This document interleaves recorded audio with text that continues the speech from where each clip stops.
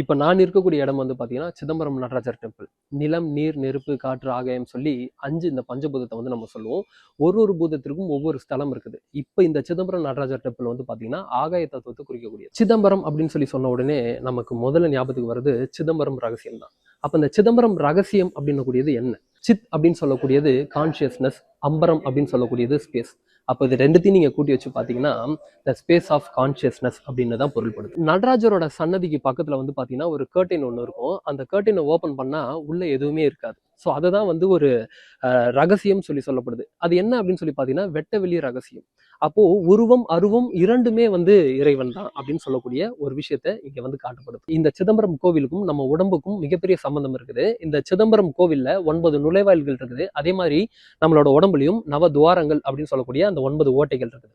அதே மாதிரி நடராஜர் சன்னதிக்கு மேல அந்த 2 கூரைகள் சொல்லப்படுது. ஒண்ணு வந்து பாத்தீங்கன்னா பொன்னம்பல கூரை, இன்னொன்னு வந்து பாத்தீங்கன்னா கனக சபைன்னு சொல்லுவாங்க.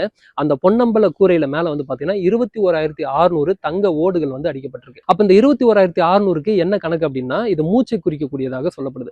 அப்போ ஒரு நிமிஷத்துக்கு ஒரு மனிதன் 15 முறையும் இன்ட்டு 60, அப்போ ஒரு மணி நேரத்துக்கு 60 நிமிஷம் அப்படின்னும் போது இன்ட்டு 24 24 மணி நேரம். அப்ப 15 இன்ட்டு 60 இன்ட்டு 24 நீங்க கணக்கு பண்ணீங்கன்னா 21,600 அப்படின்றது கூடிய ஒரு கணக்கு வரும். இது ஒரு மனிதன் சராசரியாக ஒரு நாளைக்கு விடக்கூடிய மூச்சை குறிக்குது. இந்த 21,600 ஓடுகள் அடிக்கப்படுறதுக்கு அந்த ஆணி 72,000 ஆணிகள் வந்து பயன்படுத்தப்பட்டு இந்த 72,000 குறிக்கக்கூடியது வந்து பாத்தீங்கன்னா ஒரு மனிதனோட உடம்புல இருக்கக்கூடிய 72,000 நாடி நரம்புகள். அப்ப இந்த மனிதனோட உடம்புக்கும் இந்த கோவிலுக்கும் மிகப்பெரிய ஒரு சம்பந்தம் இருக்குது. இதனாலதான் சொல்லியிருப்பாங்க போல உள்ளம் பெருங்கோவில் ஊன் உடம்பு ஆலயம் அப்படின்னு கூடியது. அப்ப இந்த உடம்பு தான் இறைவன் வசிக்கக்கூடிய ஒரு இடமாக, இந்த உடம்பு தான் மிகப்பெரிய ஒரு சொத்தாக நீங்க பார்க்க ஆரம்பிச்சீங்கன்னா எல்லாமே உங்களுக்கு புரியும்.